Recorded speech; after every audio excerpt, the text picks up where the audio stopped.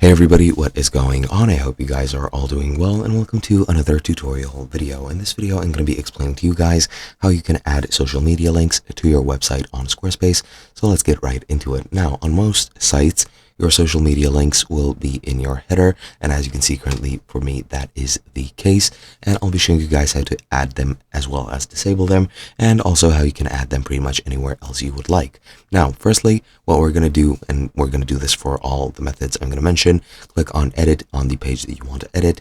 Now, if you want to add it on the page, you're going to add it in any sections using blocks. However, if you edit the header and the footer, it's going to apply to all pages. If we click edit header, click add elements, as you can see, we can add the social links, which are set up depending on your wishes. If I click on them, I can change them and select which design I want, which social links I want connected, etc, etc. As you can see, if I click edit over here, I can remove them or add them depending on my wishes, but that is one of the ways in which you can add those links.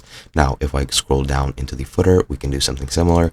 Click on edit site footer, add a block, and from here you can also select social links, and that's going to add these social links right over here. Again, you can center them however you want. Click edit, go to design, select whichever design you would like. Pretty much depends on your wishes exclusively. Click edit to add or remove links, and that's pretty much it.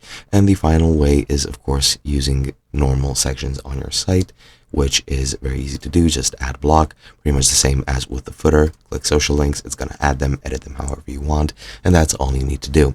Hope you guys enjoyed, and I'll be seeing you guys in another video.